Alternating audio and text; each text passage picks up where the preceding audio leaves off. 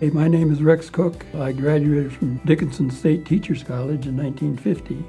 One was going to college at that time for a little bit, and we talked about starting a rodeo team. But of course, that was about as unheard of as I mentioned to you as starting a dog sled team. The administration, I'm sure, thought it was the dumbest idea that there probably was. In the 1950s, rodeos were not as big a deal. They've increased, they've gotten more popular, more common. Of course, you've got to remember that we came out of a depression and then out of World War II in 1950.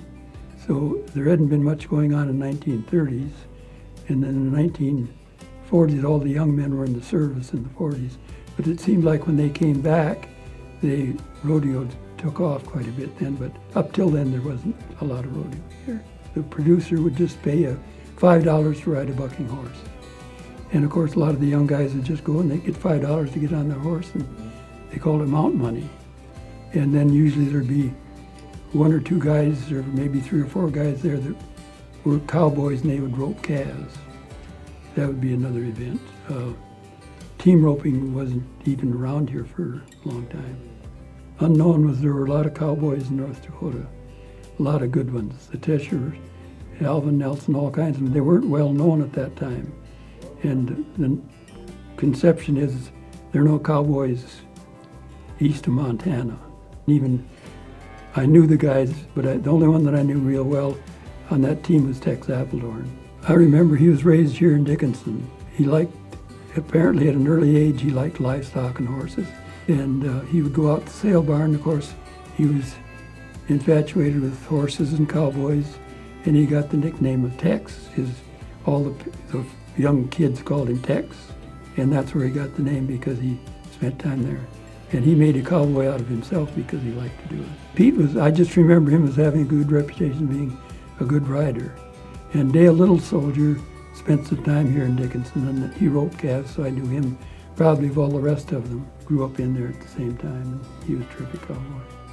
I want to congratulate the 1958 rodeo team for being inducted into the DSU Hall of Fame. I think you deserve it because you started a tradition in rodeos that has long been improved on, and you were the pioneers in that activity. And most of you were capable of doing as good a job as anybody in the country was. Pete Fredericks, a North Dakota high school champion in 3 events: bareback riding, saddle bronc riding, and steer wrestling. Pete Fredericks gave up a scholarship to New Mexico State College to attend Dickinson State Teachers College, where he helped organize the first rodeo team in 1958, ushering in the beginning of intercollegiate rodeo in North Dakota. Pete has remained close to the DSU rodeo team over the years and currently sponsors 3 named scholarships for the team. Dale Jorgensen. In 1958, Dale Jorgensen finished 3rd in the National Intercollegiate Rodeo Association bull riding standings. Besides competing in rodeos, Dale also served as the North Dakota Rodeo Association as an event director, committee board director, and president from 1972 to 1975 and in 1989. He also served on the North Dakota High School Rodeo Association board for many years. Dale passed away in 2017. His wife Barbara and his family established an endowment in his name to support DSU. Franklin Tex Appledorn. An untraditional route to competing in college rodeo, Tex Appledorn began his post-high school education in 1951 at Dickinson State Teachers College. In 1954, Tex was called to serve his country in the U.S. Army. Upon returning home, he enrolled back at Dickinson State and began competing on the newly created rodeo team. Tex continues to ranch with his family north of Gladstone. Angus Fox. Having to trail cattle with his brothers over a trek of 50 miles. When the Garrison Diversion Project was completed, Angus Fox learned his cowboy skills firsthand. Fox began participating in rodeo in 1950, participating in saddle bronc, bareback, team roping, bull riding, wild horse racing, and calf roping. He belonged to the North Dakota High School Rodeo Association, the NDRA, the NDRCA, and the Great Plains Indian Rodeo Association for many years.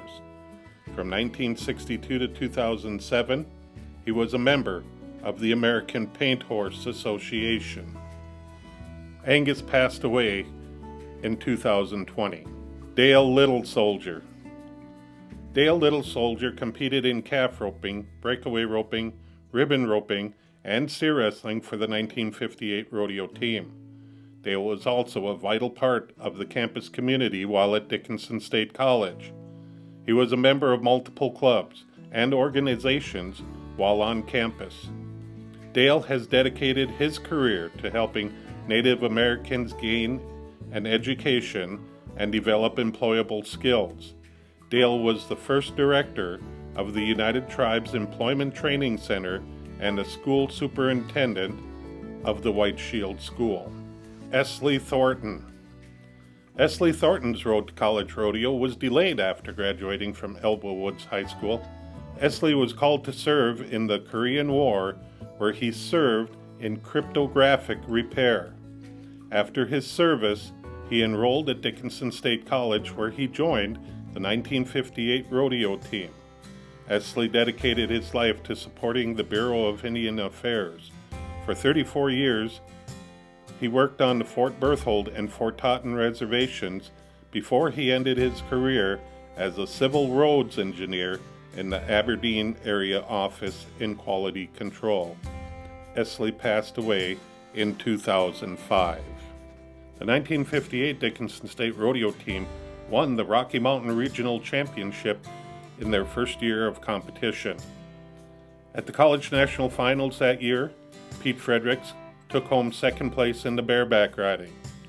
Dale Jorgensen claimed third place in the bull riding, and Tex Appledorn was fourth place in the ribbon roping, helping the team secure a fourth place overall at the College National Finals Rodeo.